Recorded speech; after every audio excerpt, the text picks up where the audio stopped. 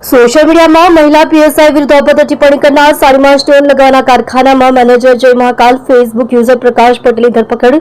સુરતમાં વિપક્ષી નેતા અને પોલીસ વચ્ચેના ઘર્ષણ દરમિયાન ફરજ પર હાજર રહેલા મહિલા પોલીસ સબ ઇન્સ્પેક્ટર વિરુદ્ધ સોશિયલ મીડિયા પર અભદ્ર ટિપ્પણી કરનારા યુઝર્સ સામે પોલીસે કાયદાનો સકંજો કસ્યો છે. પુણા પોલીસે આ મામલે ફરિયાદ દાખલ કરી તપાસ શરૂ કરી હતી, જેના પગલે જય મહાકાલ નામથી ફેસબુક આઈડી ધરાવતા યુવક પ્રકાશ નાગજીભાઈ પટેલની ધરપકડ કરવામાં આવી છે. આરોપી પ્રકાશ સાડીમાં સ્ટોન લગાવવાના કારખાનામાં મેનેજર છે. મહિલા પીએસઆઈ વિરુદ્ધ અત્યંત અભદ્ર અને અપમાનજનક ટિપ્પણીઓ કરી હતી. આ સમગ્ર મામલો આમ આદમી પાર્ટી દ્વારા આયોજિત એક વિરોધ પ્રદર્શન સાથે જોડાયેલો છે. આ વિરોધ પ્રદર્શન દરમિયાન વિપક્ષી નેતા પાયલ સાકરિયા અને ફરજ પરના પોલીસ અધિકારીઓ વચ્ચે ઘર્ષણ થયું હતું. આ સમયે ફરજ નિભાવી રહેલા મહિલા પીએસઆઈની કામગીરીનો વિડીયો એક કાર્યકર રજનીકાંત વાઘાણીએ ઉતારીને સોશિયલ મીડિયા પર પોસ્ટ કર્યો હતો. આ વિડીયો પોસ્ટ થયા બાદ તે જ પોસ્ટ પર અનેક યુઝર્સે મહિલા પીએસઆઈ વિરુદ્ધ અત્યંત અભદ્ર અને અપમાનજનક ટિપ્પણીઓ કરી હતી, જે બાદ આ મામલો ગંભીર બની ગયો હતો.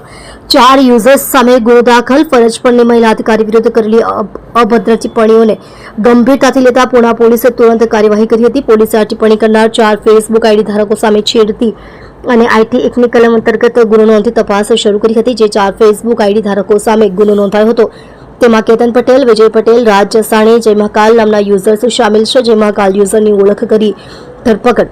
પોલીસે તપાસ દરમિયાન આ ફેસબુક આઈડી ધારકોની ઓળખ કરવાનું શરૂ કર્યું. ફેસબુક આઈડી જય મહાકાલ ધરાવનાર યુઝરની ઓળખ પ્રકાશ નાગજીભાઈ પટેલ, ઉંમર વર્ષ 30 તરીકે થઈ હતી.